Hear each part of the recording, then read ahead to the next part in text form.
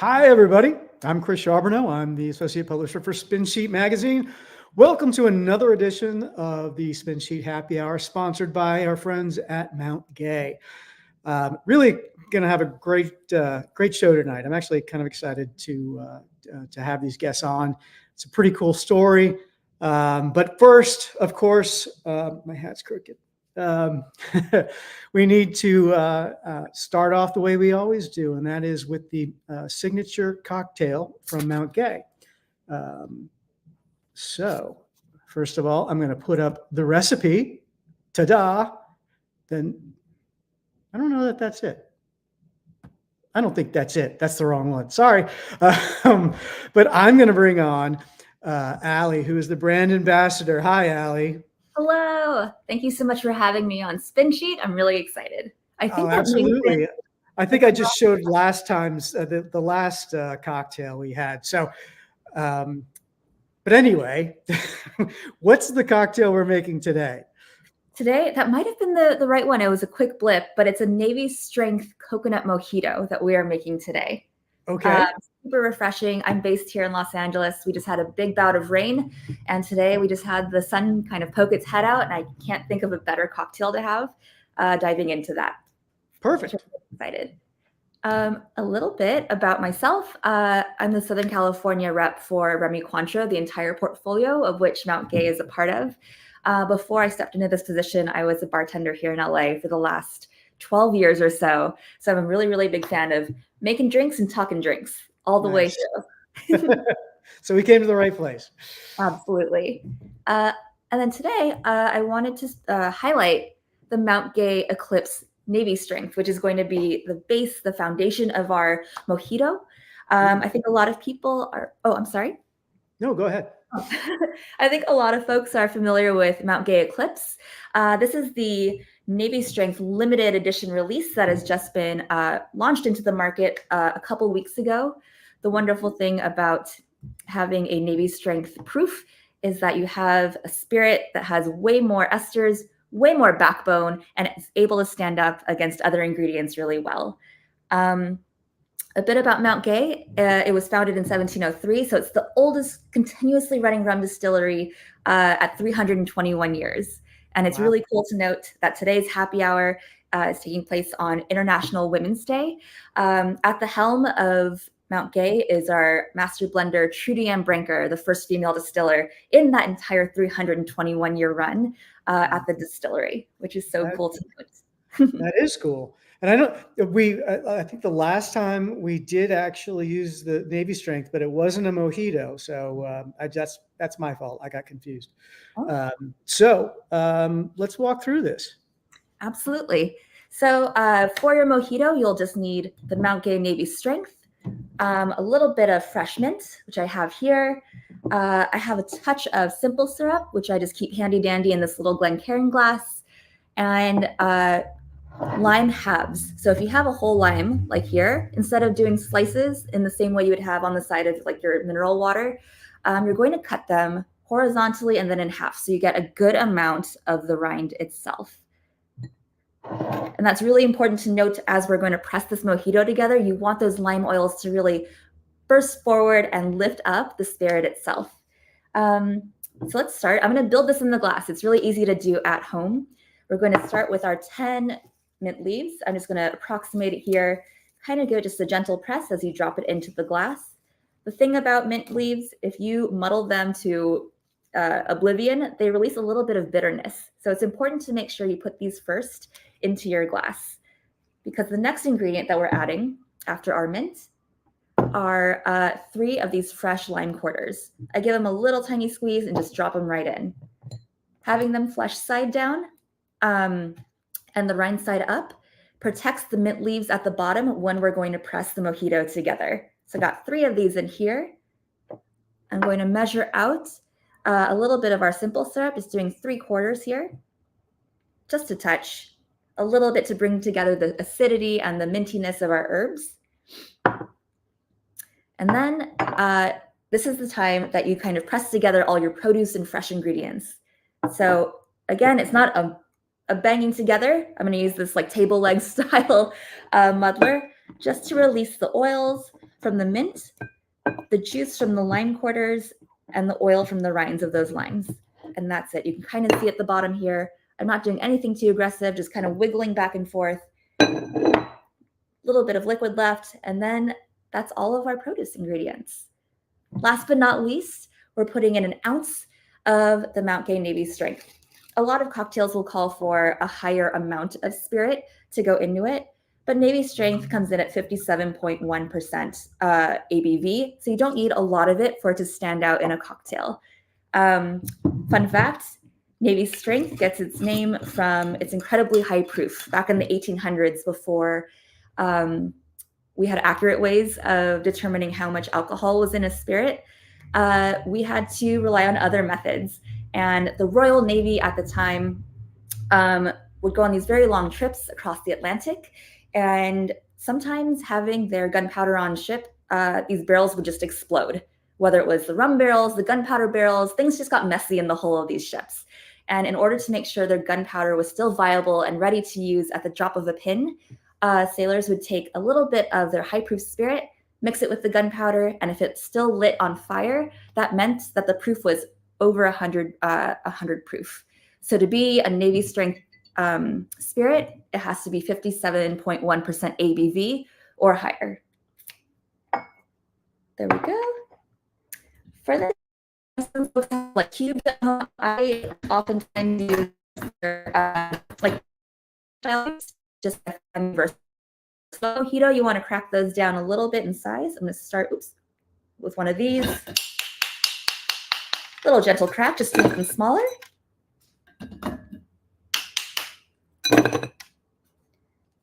I'm going to leave this in here. I'm going to add a little bit of coconut water to bring up the dilution. For this one, I prefer to use unsweetened coconut water. There's already that bit of simple syrup that we added in to bring up the flavors already. So maybe 2 ounces. I would just eyeball it, something like that. Just a couple 2-second count. And then to really incorporate those flavors, you're just going to gently stir it, leaving the mint leaves at the bottom, the lime holes at the bottom.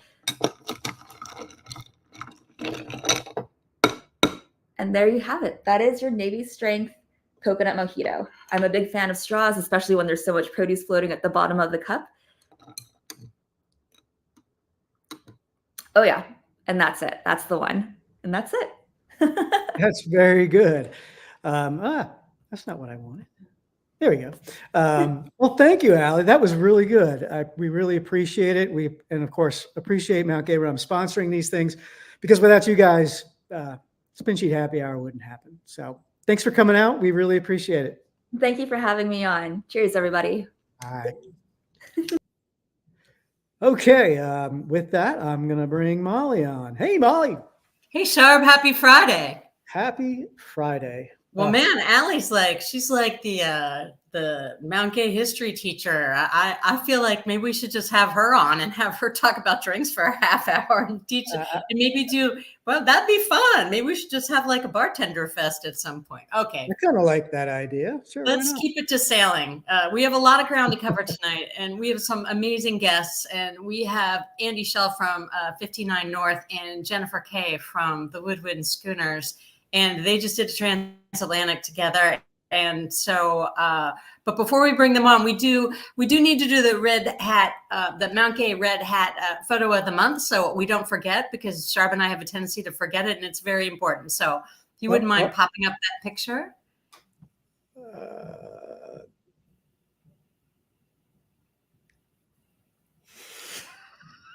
Do you need me to resend it to you? No. I just hadn't uploaded it. I'm sorry. I was so excited about it. We'll do it at the end, just like we always do. Okay. Well, I'm sure everybody's waiting with bated breath. Okay, let's just bring Andy in here. They're here. Let's let them join the party. All right, here we go. Andy Schell. And greetings, everyone. Jen. Hi, guys. Welcome to the Spin Sheet Happy Hour. Thank you. Hi. Thanks for having us. It's really so great to have you guys here tonight. And before we get into your story, we like to at least have a little comparison of drinks and say a little cheers here on the happy hour. But before Sharp goes behind the scenes to do pictures and stuff. So I'm drinking a pink bubbly water here tonight. I'm not quite ready. I'm not quite ready for the cocktail here, but what are you having over there, Andy? Where are you in Antigua? So yeah, I'm in Falmouth Harbor on anchor on Falcon in Antigua, and I have a Mount Gay and pineapple juice, which has been my Caribbean drink of choice since I started drinking. So this is just a happy coincidence. All Here you go. right. Cheers. Long time And how ago. about you, Jen? I've got a Mount Gay old fashioned. Ooh. Very nice. And how about you, Sharp? I am drinking the Mount Gay XO. It melted, but I had one cube. All right. Well, good. Let's go. Let's do a little clink toward the center if we can. Cheers. Cheers. Cheers. Ching, All right, ching. we're gonna send Sharp behind the scenes, and he'll spend the next 45 minutes looking for the Mount Gay red hat photo of the month. I'll go right to it right now. I know. I don't quite remember what it is, but anyway, welcome, guys. I'm so happy to have you here. Thanks for having us. And thanks to you for all the spin sheet. Anyone who's listening to the program, I just want you guys to know that you can pop your questions into the comments. I will be reading them. I wore the wrong glasses tonight, so if you start looking at my nose, you'll know that it's because I'm reading comments. But in case anybody out there doesn't know you guys, we like to start at the beginning. So. And let's start with you, Andy. If you just give us a little bit tell us how you got into sailing and more in particular, how you got into blue water sailing, in a minute or less. Minute or less. I'm hard. That's going to be tough for me, but we'll try. So grew up sailing with my parents on the Chesapeake. They had a boat out of Rock Hall. So that's been my childhood. Started working on the woodwind. That was my first professional job in 2006. Did a couple seasons with woodwind. One of the crew members, Pete, gave me a book by John Kretschmer, and that was like, okay, there's my introduction to ocean sailing. Started reading Moitessier, and I was like, I have to do that. Did my first ocean passage as crew in 2007 from Charleston to BVI. And then there's a lot that happened in the middle, but Mia and I started 59 North in 2015 to take people ocean sailing. On a Swan 48, which I had seen in Annapolis going in and out of Back Creek on the woodwind. And I was like, that's a cool boat. I want to have that one day. And here we are. That boat's still in our business. It's based in Norway now. And I'm sitting on our Par 65 Falcon in Antigua. And those years way back when you first started to write for Spin Sheet, were you working on the woodwind at that time? I know you were living over at Sarles Marina. Yeah, I was. Yeah, that was the same thing. Yeah. Mom and Dad, when I got out of college, that I was on the woodwind at the same time, and that's the same time I started writing for Spin Sheet. Yeah. Wow. Okay. Yeah, we've known each other for quite a while then. And Captain Jen, I have known you for quite a while too. Why don't you tell us your story? Well, gosh, it goes back to 1992 when my parents called me from when I was in college, and they said, Jen, they just cut our programs in our schools. What are we going to do with our life? And I said, let's get a big boat and sail people around the world. And ironically, that's what Andy's doing. Yeah. And instead, we're doing these 2-hour cruises out of Annapolis. And that's where he got his start, which is so funny that it all comes around. But we have the 2 74-foot schooners, Woodwind and Woodwind 2, that sail out of the Annapolis Waterfront Hotel. We like to think of us as the icons of the sailing in Annapolis as far as the 2 motherships. And we have a lot of fun sailing those boats, and we really do sail them. Yeah, well, I'm on the woodwind at least once a year, every year. And I like to tell people, like, going on the woodwind in Annapolis is like the gateway drug to get you into sailing.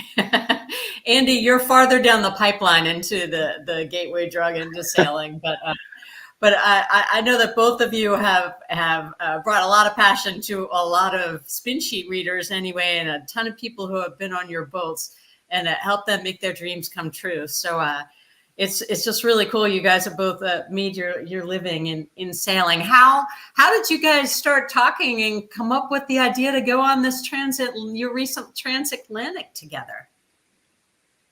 Andy, I think Jen, Jen just kept bugging. When am I going to get to go on a trip? When am I going to go on a trip? And it never occurred to me, because like a transatlantic's a pretty big commitment time-wise.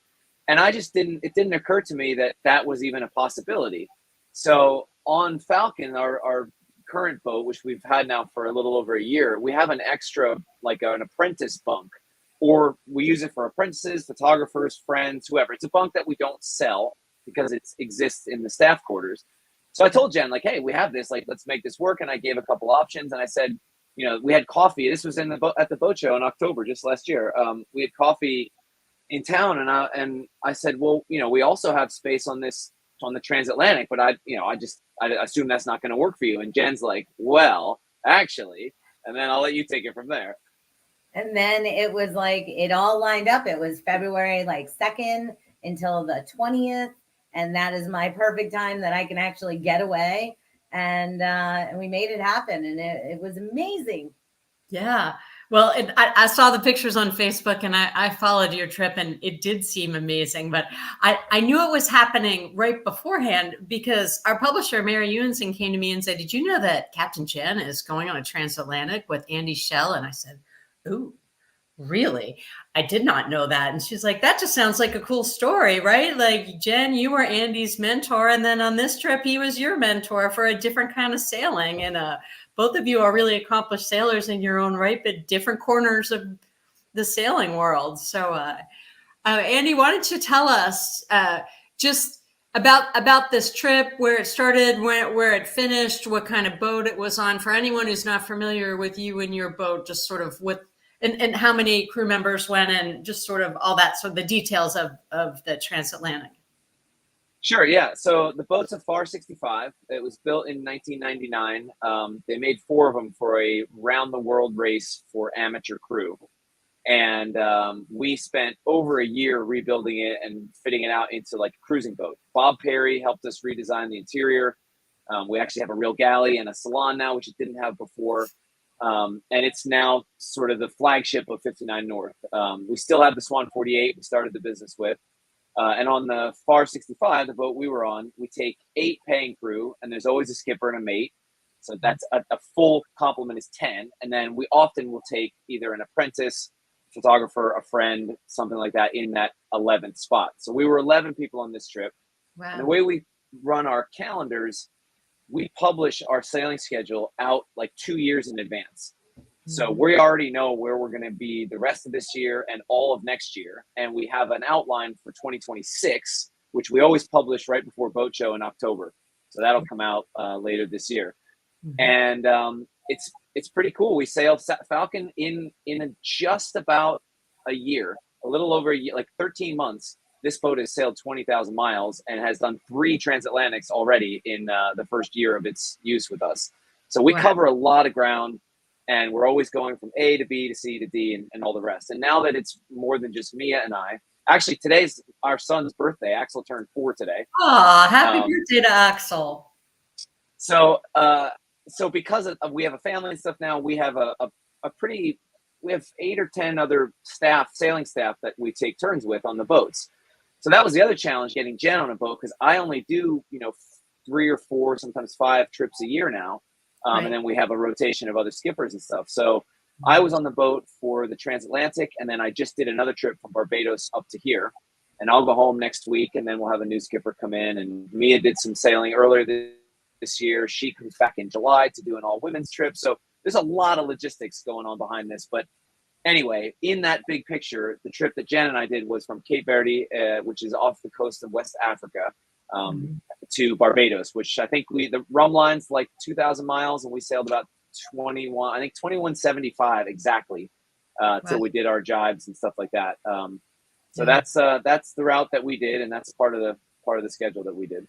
Yeah, that's great. So in watching your trip from social media, I saw, Jen, you were packing, and was packing a challenge for you? Were there any surprises there in packing? Or, I know you have tons of experience. It had been a while since you've been on a long trip.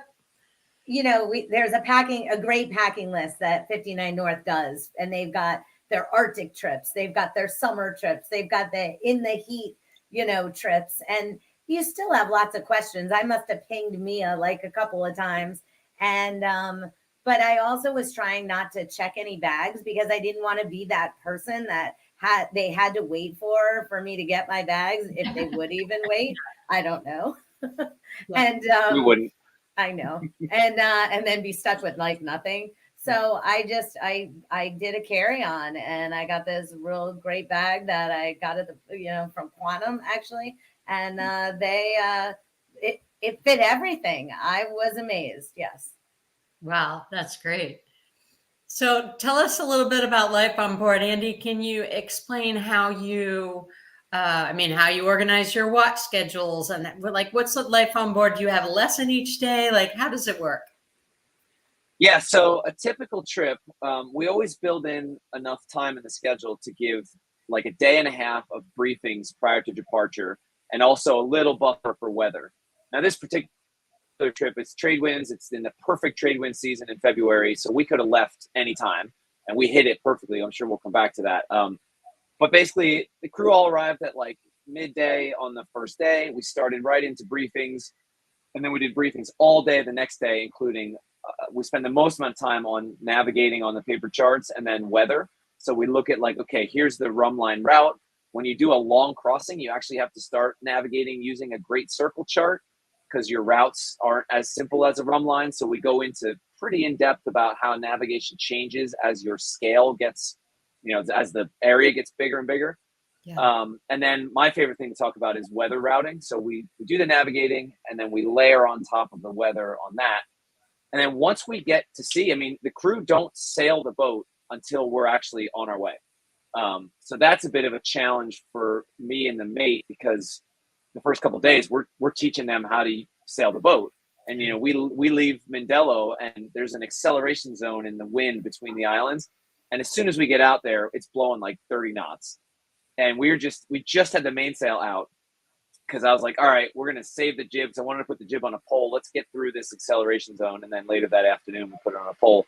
But anyway, our watches, we run 2 watches, so we split the boat either into a bow watch and a stern watch, or port and starboard. Watches are 6 on, 6 off in the daytime, and then 4, 4, and 4 overnight. And that automatically rotates everything through, so you're not on the same time each day. Mm-hmm. And crew cook breakfast and lunch for themselves, and then myself or the mate, depending on who it is, we take turns cooking dinner. Jen also participated in cooking dinner for us on this trip. So it's a lot to cook on a boat galley for 11 people while you're at sea. But we had the boat was flat anyway. We were going downwind. So, I always say, like, on these longer trips, I'm sure Jen can talk more about what this felt like, but it takes 3 days to get acclimated. And then after the third day, it just sort of, you get into this rhythm, and time just takes on a different character, and the days just go by, and everything just rolls along. And, it's hard to describe unless you've been there. I'm curious to hear what Jen thinks about having reflected on that now. Yeah, but can we start with just sort of like your conditions overall? You were gone for 11 days, so I know you had a variety of conditions, but how were they? Did you run any variety in that area? Variety. We had 15 to 20 knots from the east northeast for 11 days. We didn't have a drop of rain. We didn't have a single squall. It was just like the brochure says. When you do a trade wind crossing, and this is only my second trade wind crossing, and the first one was not that. It was very fluky and annoying, and this one was just perfect. We were on the same tack with the mainsail out to port, the jib pulled out to starboard, I think for 7 days. I don't think we touched a sheet for 7 days. It was one of those kind of trips. Yeah. How about you, Jen? Well, until he put the spinnaker up. And I think spinnaker went up, day 5 or day 6? It went probably day 5. Then we took it down. Then it was up for the last 48 hours. Yeah. Yeah. And, and I don't know where to go with this, because there's 2 different stories I could go down. And if you want to talk about the life at sea, the watches worked out well. It is very interesting how, first off, I know it's hard to believe, but imagine 10 days, 11 days without Google. Like, when you're having conversations, you don't know how many times you ask and you say, oh, well, let me just look it up on Google. And there were so many times that we're like, well, we can't. We don't have access to our phones. And there was a time that there was somebody that did use their phones for something good. And that was, they texted a friend, and that was my friend Renee that went. And she got Mano, the mate, information on, because all he had is a recipe for ice cream. Oh my God. Yes. Ice cream that was in grams, that was all in weight and not by volume, but all we had was cup measures on the boat. We didn't have a scale. So she had to text her brother and sister to find out what 100 grams in weight would be in, you know, in actual volume on the boat. And they got that. And then halfway through, we got chocolate ice cream on our halfway across the Atlantic. So, but that's what that is, I gotta say, that's the first and maybe the last time that ever happens. Although Mano was, I mean, that was unbelievable. That is not normal on a 59 North trip, unless maybe Mano's on board. But yeah. Yeah. Well, and I mean, maybe that's Mano's going to get more people that want to sail with him because he knows how to make ice cream. There you But go. so here's the thing: is that, you know, you go through day to day with your day to day, and it becomes a routine, and it becomes really nice, and you look forward to that routine. And all of a sudden, about 2/3 of the way, you're realizing you're getting home soon, and that means that you're going to be connected, and you finally adjusted to not being connected in any way. How interesting. And that is a weird thing. And then Andy always says, like, don't rush to get connected. Yeah. And it is so true. I was telling my friend today at lunch, it's like, I didn't want to get connected. I was afraid of what was going to download to my phone. You know, it was all those emails and work, and you finally got to disconnect. And that is what I think was precious about this trip, that I looking back on, is how you really are able to disconnect from everything and just enjoy the moments with the really cool people that Andy gets as guests on these trips. Yeah. Yeah. So, do you want to talk a little bit about life on board? I saw you doing some push-ups or something, like the exercise routine was something you talked about. Hiding from the sun was something you talked about. I was interested in those sort of things, the day-to-day life. And by the way, Jeremy, I see your question there, and we'll get to that. That's more of a sail question. Let's stick to life on board a little bit. We'll shift gears a little bit, and we'll talk a little bit about wing on wing and the spinnaker and get to Jeremy's question. Oh, good, because I definitely want to talk about sail plan too. Yeah. Okay, but life on the boat. So, you know, I really wanted to continue like my exercise program and do this. And I felt very weird. Number one, you know, like as a woman, you're a little weird, like in front of men to do exercising, but there's no room to like hide it, you know? Yeah. So I started exercising, and then Mano, first mate, he's like, oh, well, I got to do my one-arm push-ups, right? And then there's another guy that then started joining in. And so it became fun. And, you know, reading books. I mean, there was one time I didn't take a picture because I didn't want to spoil the moment, but there was like 5 people on deck all reading at the same time. Oh, I could do that every weekend. Oh, and I noticed that you're reading Thomas Point Shoallight by Dave Gentile. I had to catch up. It's a good book. I like That's great. Yeah. And then, you know, it's, you know, and then all of a sudden you can't wait for the day that, you know, you're hanging on every moment of what Andy's going to say, right? Because is he going to say it's shower day? Is he going to say that it's spinnaker day? Like for me, that was exciting. But you know what I mean? It's like you're waiting on what Andy holds a lot of power on a boat. Yeah. It's like, oh, when is he gonna, you know, decide he's gonna jibe? Because that's big. There's not a lot else going on, you know? Yeah. Other than going 9 to 10 to 12 knots almost continuously. Wow. Yeah. I gotta say, just a caveat. This trip, I mean, that what you're describing, Jen, is like the classic trade wind, downwind. The boat's flat, allows you to do all that. That is not normal ocean sailing. You know, this you might have the wrong impression here, because normally, I mean, you definitely get days and moments of that good downwind sailing, but like the way back, for example, Bermuda to the Azores, that's much more variable weather, and you're changing points of sail, and there's a lot more happening. And because we were in such a routine, I mean, for 11 days. not a single time did I have to wake up Mano or he have to wake up me because we needed each other on deck because nothing was happening. And that never happens. So you get so much more rest, you have a lot more time to do fun stuff when you're not on watch, whether it's reading or exercising or, I mean, you and Mano, Jen, especially spent a lot of time in the galley because we had the time and we had the flat boat.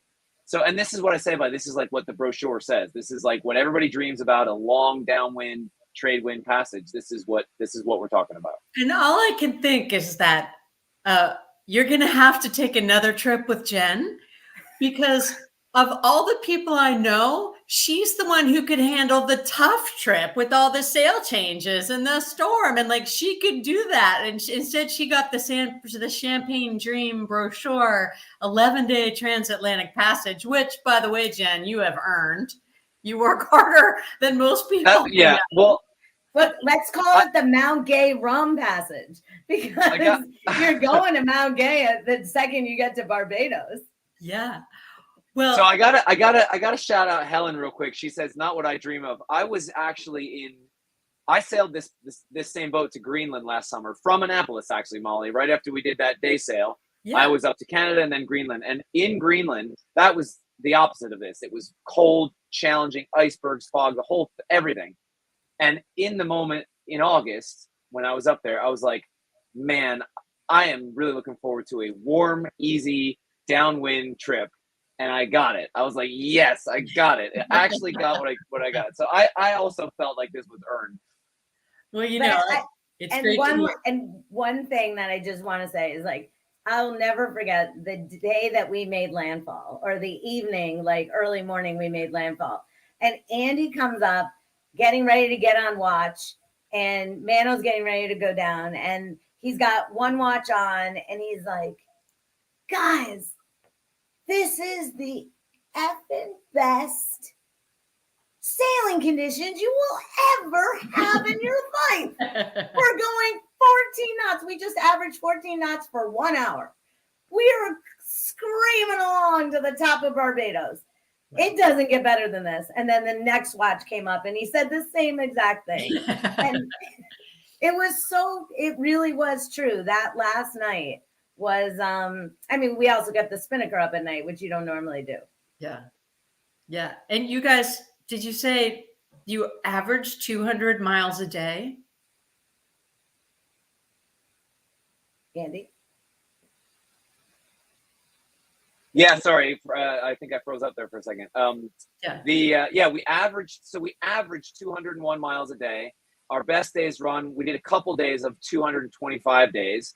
And that stretch Jen's talking about, we jived and we had 88 miles to go to the top of Barbados, and we covered 88 miles in 8 hours with spinnaker up overnight. And I meant what I said. Like I can't. First of all, I can't help myself when I get enthusiastic like that. But like that was it does, like ocean sailing does not get any better than that. And most people that, hopefully some of the people that were on that crew will come back again or will get to experience it again, but some people won't. And that will be the best night of sailing of their lives if they don't get to do it again. And it was just spectacular. Sailing through the night, the stars, it's the combination of everything that really makes it special. And the fact that we were all excited to make landfall. It's this special feeling. Okay, so you guys sailed a lot of wing on wing, and Jeremy Snyder, can you pop up Jeremy's question? He asked, did you adjust the halyard and sheets to reduce chafe spots? How does that work? So what he's talking about is when you have the sheets and the halyards and stuff set in the same position for that long, it creates a hard spot or can wear on there. So first of all, you need to eliminate as much of that as possible in the first place, with proper leads on stuff, the correct sheaves, the sizes, the sizing of your halyard. There's a lot of prevention you can do there. But to answer your question specifically, not really, not intentionally, but there was enough small, tweak and stuff that it never was, I say we didn't touch a sheet for 7 days. That's an exaggeration because you're always tweaking something. But the setup was the same. So you kind of end up doing that by default. But also, we also keep on the last 3 feet of all of our halyards, we have a Dyneema cover over top of the cover. That's a sacrificial chafe guard. So every time we change head sails or look at the mainsail, that is examined, and then that can be replaced before you have to replace the whole halyard. So it's more of a preventative thing, I think, than actually adjusting it. But it does help. And the one thing I was a little bit concerned about is when you're running a pole, there's a lot of load on the jib sheet where it goes through the jaws of the pole. Same kind of load that you see on like a spinnaker guy if you run a symmetric spinnaker. And that's a pretty obvious wear point. But we didn't have any issues. I went out to the end of the pole once with the bosun's chair to take pictures and stuff and check everything out. And we never had any issues. So knock on wood.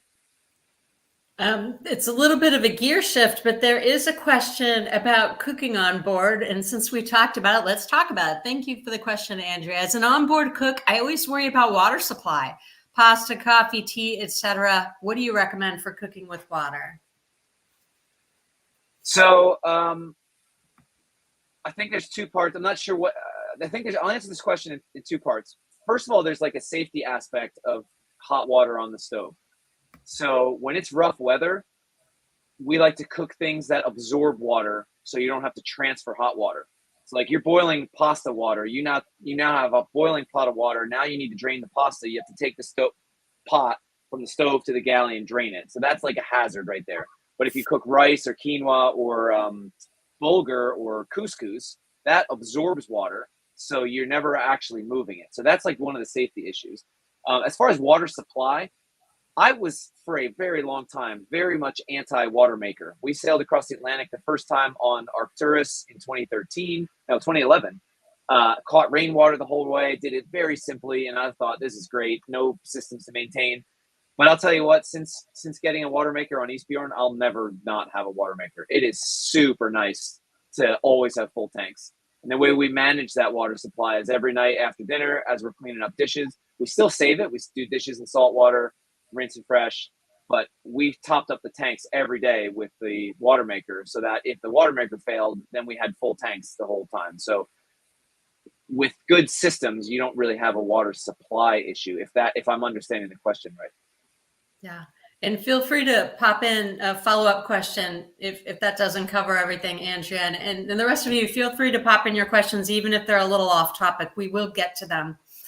Do you want to show some of these pictures? You sent a bunch of pictures, Jen. You want to go through them and give us a little context for them? Okay. So, yeah, this was, when we're sailing at sunset with the spinnaker. And this was the night that he decided we're going to leave it up and we're just going to go for it. The weather forecast had seemed to be, right on target for the whole time that we were out there. So, we sailed under spinnaker at night. To give you a sense of scale, that spinnaker, it's a 65-foot boat. That spinnaker is 3,000 square feet. A whomper. It's a big sail, yeah. Oh yeah. So it was a cool moment that we were 885 miles from any land, and that was the furthest out that we were going to be. So we decided to make a sign for it. There you go. Proud people. There was a little watch envy between the two watches, and this was right after Egg Gate, where I guess all the captains ended up making breakfast as a rarity for some of the crew on the starboard watch, and the port watch was feeling very underserved. So I tried to make him feel better, and that we had our moment with the 885 miles offshore that the starboard watch didn't have. If you look closely on that sign Jen made, there's a little football on the bottom because this was Super Bowl Sunday. Oh. Nice way to put it all in context. I like that touch. Yeah, we were out of context of all Super Bowl. Yeah, this is Renee. So I was when I realized I was going, I called up one of my friends who happens to be my boyfriend's stepdaughter, and I said, Renee, you should come on a transatlantic. I heard you want to sail around the world. She's like, okay. And the next day she put in her deposit and she went sailing without any sailing experience. And she loved it. And this is me and Renee. Wow. How I gotta- cool. I like how she signed up the next day. I got did. one quick story and then Andy, you could go, but 2,100 miles and that didn't learn how to tack, doesn't know what beam reaching is, and doesn't know what close hauled is. True. Andy, No, I want to just quickly preempt the safety police. You'll notice they're not wearing life jackets in this picture. We had, and I tend to have life jacket policies based on the circumstances. So in the daytime, when it was flat calm, like it was in this picture, we went without life jackets as long as you were in the cockpit. As soon as you left the cockpit to go forward, it was life jacket and tether. As soon as it got dark, it was life jacket and tether. And some of the rougher conditions when we had the spinnaker up, it was life jacket and tether. So before people start whining about life jackets, there you go. Yeah. Thank you. I appreciate that, Andy. I get it. Yeah, All right, I can narrate this one. So quick comment on the crew. So in that last picture with the sign, we had Sarah was Norwegian, Jen and Renee from the U.S., John was from Canada, Roger was from the U.S., Vako, the guy who's holding the sextant, he sailed with us twice. He's from Estonia. So we had a very diverse international crew on this trip, which was really cool. Yeah. And one of my favorite things to teach is celestial on these trips. And when you do this long trip like this, you got plenty of time for this stuff. So we had the sextant out quite often. Vaco's taking a sun sight here, but we were doing star sights and planet sights and working them out and doing the whole thing most of the way across. So that was a fun highlight. That sounds appealing to me. The only time that I ever did a celestial class, I was sort of pretending that the other side of Back Creek was my noon sight horizon. It's not the same. Yeah, cool. Yeah, I tried. I love this shot. Yeah, I've gotten pretty good at flying the drone. I've never lost one offshore. I've lost one at anchor once because I was being stupid, but this is it's always fun to get the drone out middle of the Atlantic. You can see we're surfing at probably 13 knots in that picture. You can see our bow waves spraying off the side there.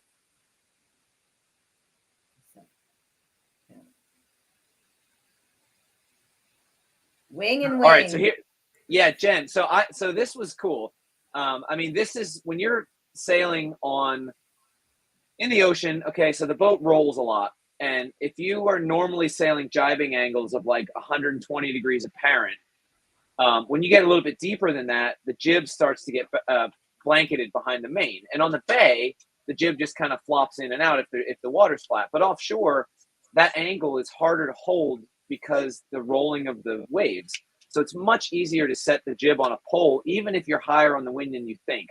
So we can sail this configuration from about 100 apparent down to like 150 apparent, and it keeps everything stable and locked in. It makes it easier to drive the boat. And I think we surprised you, Jen, with how much faster this was than broad reaching at like 130. Yeah, so being brought up like sailing on, in Connecticut, and unless you were racing in the cruising canvas class or the non-spinnaker class, you would never go wing and wing. And it's just one of those things. And even coastal sailing, you usually just didn't do it. And I don't know whether I'm the oddity there, but I even told Renee, I said, so one thing we're not going to do is wing and wing. And then he says, okay, we're going to put the jib on this side and the main on this side. I'm like, don't ever listen to me. But you know what?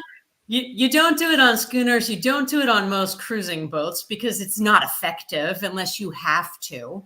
And so it's unusual to have a good system for it. It's all dependent on a boat. And that said, I am a firm believer in having a pole on. If you're a cruising boat going offshore, a proper pole and knowing how to rig it, not for spinnakers but for jibs, is like essential equipment. Yeah. And this was earth shattering to me. Like this was, somebody that sails on a schooner that number one can't do wing and wing. We have too many sails and they get blanketed.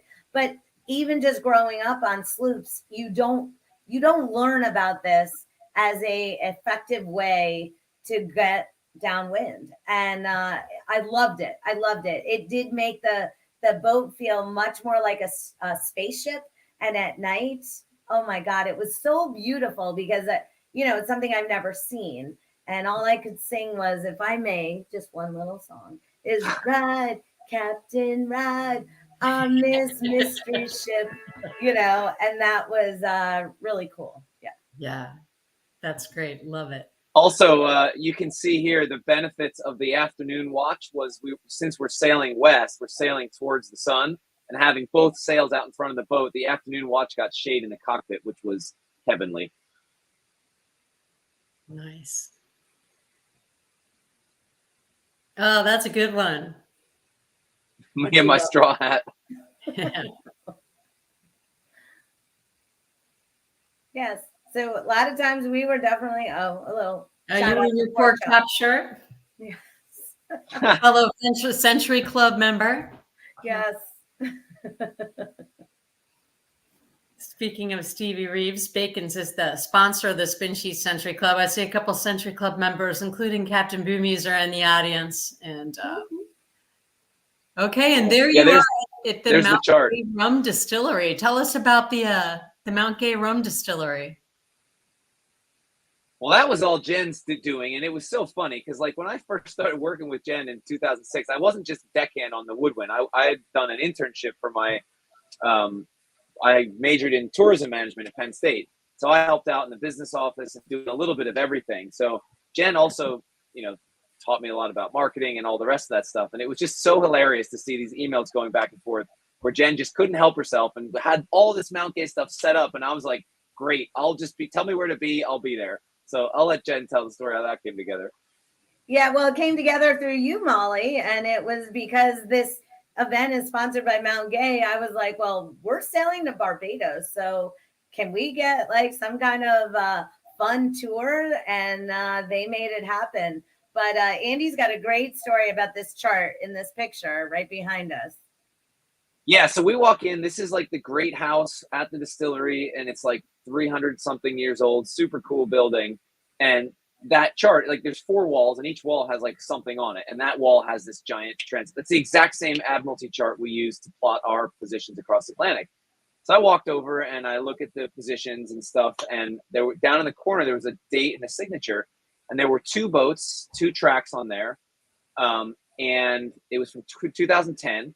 And the one boat was Spirit of Minerva and the other one was Spirit of Juno. Well, Falcon used to be called Spirit of Diana, and there were 4 of them. They were sister ships. So this chart was from 2 of Falcon's sister ships from 14 years ago. Wow. It's extremely uncanny that that's just how walked in there, and then we have this. So that was really cool. And actually, just yesterday in Antigua, I went to see Spirit of Juno, which is here in Antigua, and I met the guy that owns it here at on deck in Antigua. So pretty neat coincidence. And yeah, it's meant to be. Andy. Yeah. Who did the trip faster? We did. By a couple days, I think. So there you go. It looks like they treated you pretty nicely there at Mount Gay. They did. It was super cool. It was like, I have to say, like, Mano and I were so tired, and we're like, oh man, maybe we should just skip out on this Mount Gay thing. Like, do we really want to do this? And I got this email from Jen that had all these media people were coming. I was like, all right, Mano, we have to go. And both of us were like, yeah, that was awesome. I'm really glad we went. Yeah, good. Cool pictures. Yeah. Are we at the end of the picture, Sean? We are. There's a question here that we should address by Vicky Moyer.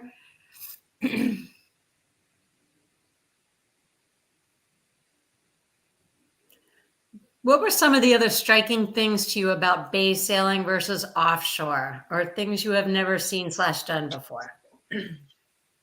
So it's very rare that I would say that you get to set your sails and just go, and you're not really worrying about anything. You're not worrying about Optimus crossing your bow. You're not worrying about the depth going shallow. Running aground. Yeah. You're not worried about, crab pots coming, up in the middle. And the lack of worrying about anything made it almost at times very weirdly seemed like you weren't crossing the ocean and you were just, at times I said the cockpit was like our living room. I mean, it was a very strange feeling because there was no drama. You know, there really was no drama. That's how I like it, Jen. That's the goal of every one of my trips. No, don't break the people, don't break the boat, no sea stories. And we had 5 jives, right? Something like that, yeah. We had 3 waves that came over the bow. And we saw 3 pods of dolphins and a sea turtle. And what else? No rain. Some seabirds. No rain. Oh, seabirds, yeah, 1 bird a day usually. And what, Andy 2 has ships, a maybe? rendition of the 1 bird that comes by. Oh, no, the Bermuda longtail. You ever been to Bermuda, you'll know exactly that sound. And it was, I just want to say before we're done, is that this was such a pleasure to see Andy in this role of running this boat, you know, from the days that he worked for me, and him turning into this amazing conductor of how he can make things happen on his boat with, you know, whether they're pure amateurs or they all, you know, there were 4 or 5 or 6 of them that actually sailed with you 2 to 3 times. There was Roger has sailed 5,000 miles with you. Yeah, cool. And I gotta say, this is the first time I think I've ever sailed with Jen where I was in charge, at least with it, like not just out for fun. And the first day it was hilarious. I'm standing back at the helm, teaching, coaching. I know I'm going to embarrass you now, Jen, but I'm going to do it anyway. I'm standing back at the helm coaching, and Jen, it was pretty windy. This was when we just had the mainsail up. It was blowing like 30 knots, and we were in that acceleration zone between the islands.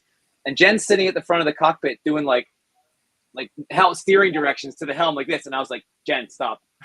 I was like, I know you can't help it, but this is cool. It was so funny. But no, it was great. Jen was also like, when we were doing spinnaker maneuvers and stuff, I knew I could put Jen on the helm and steer a straight line and not have to worry about, okay, like I'm on the bow with all the crew getting ready to put the spinnaker up. And I was like, Jen, I need you to steer 150 apparent, like do it up 10, down 10, whatever. We had that sort of nonverbal communication down pat from all those years ago. So that was really cool. Yeah. Yeah. So, Jen, for someone who is considering doing a Bluewater Passage, or maybe, through Andy, how would you, through 59 North, I should say, since Andy has other people who work with him, including his lovely wife, Captain Mia, what would you recommend?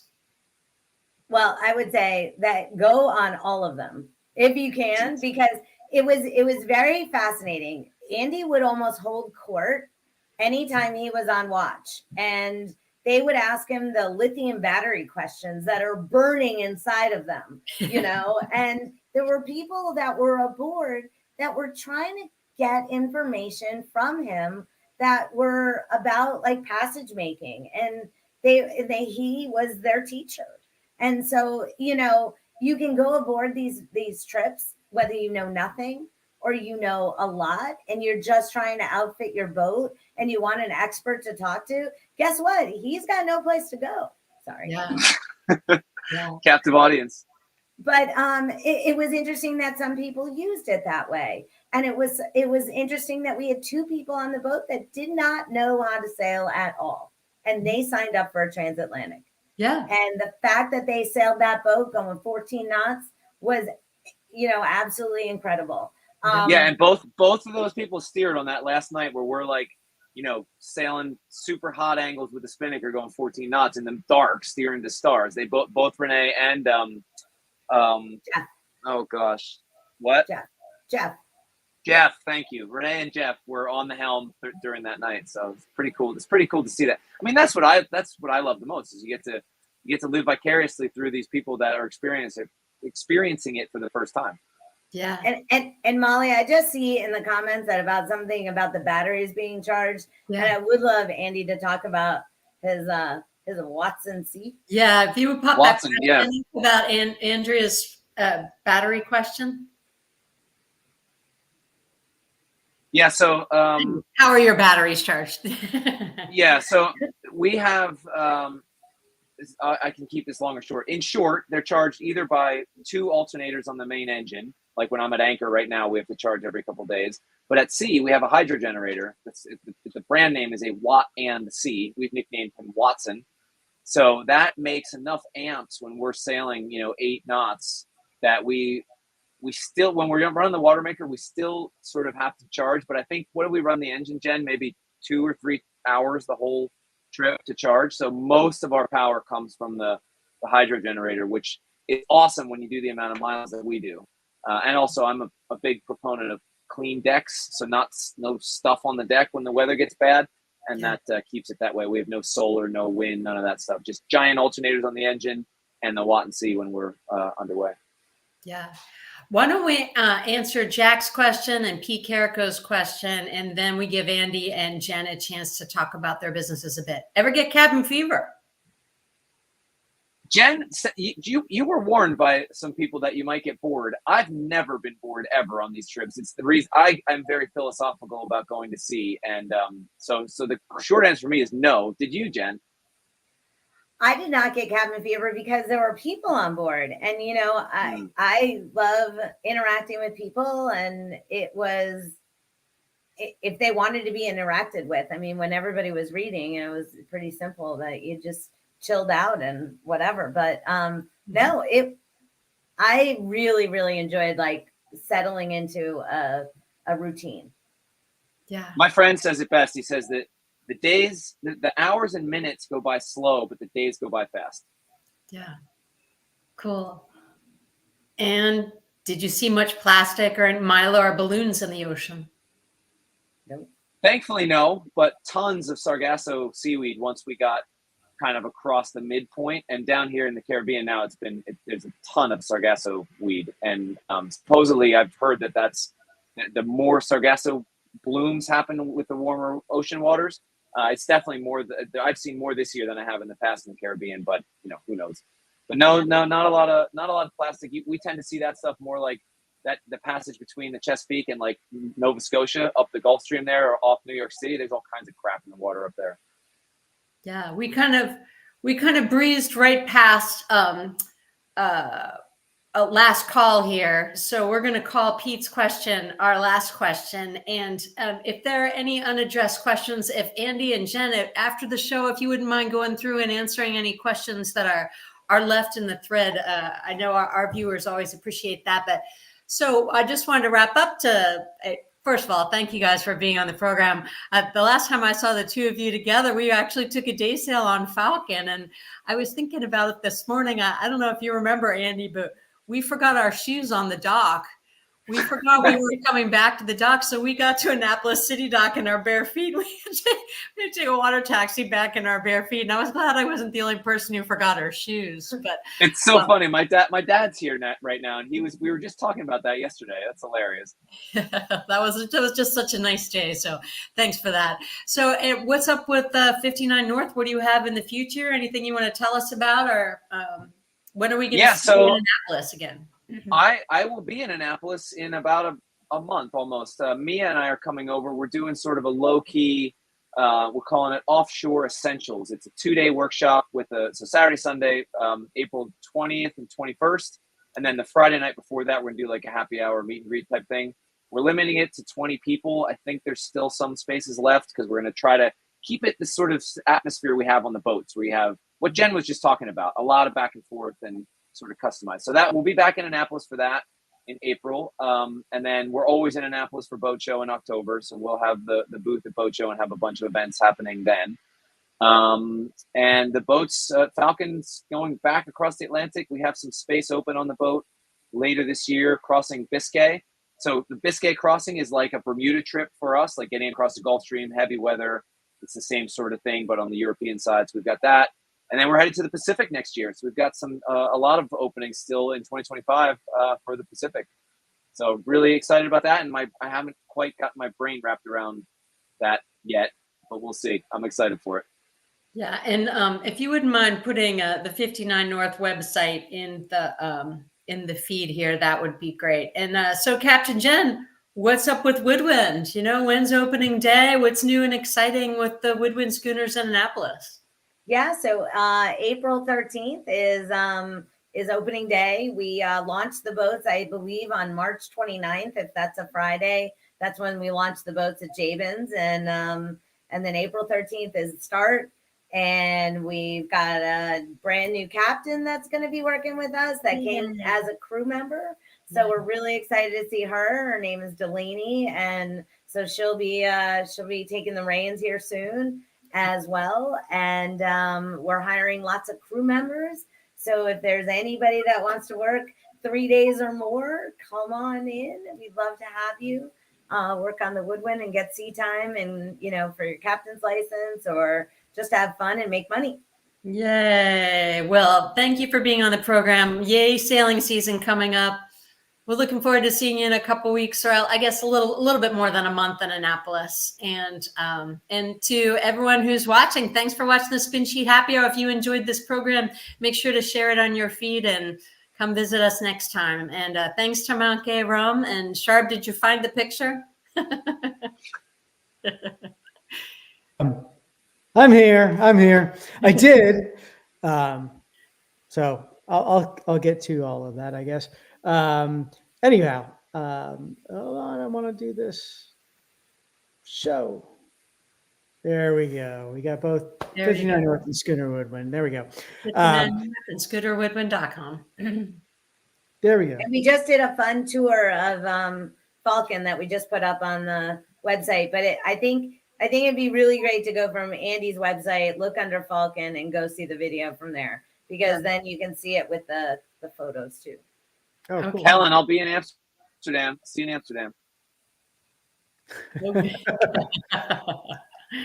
That's awesome. Right. Well, thank you, guys. I enjoyed watching this, and I'm sure everyone else did. We actually had a larger than normal audience than we normally do, so that's a good sign. Yeah, you guys have fans. Yeah, totally. But yeah, thanks, guys. This was really exciting, really great.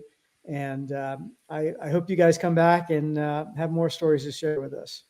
Yeah. Thanks for having us. This is really fun. Icebergs. All right, I'm throwing everybody into the green room. I want to thank everybody that came out. It is awesome. The attendance was just fantastic. And of course, at the end of all of this, I want to thank Mount Gay. And of course, I'm not going to forget our Spin Sheet red hat. Oh, geez, are you kidding me? Hold on.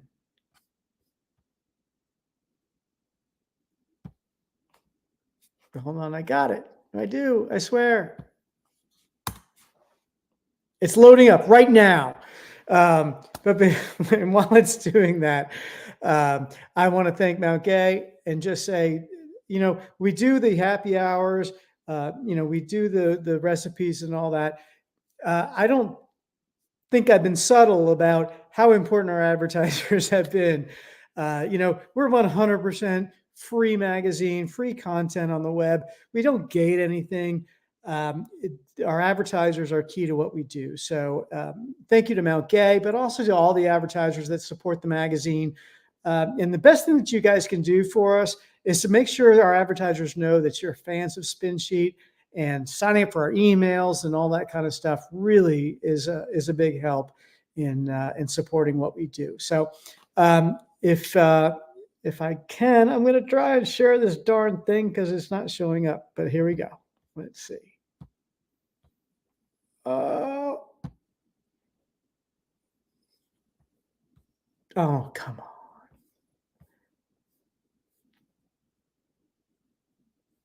Okay, that sucks because it's saying it's got it, but it doesn't want to do it.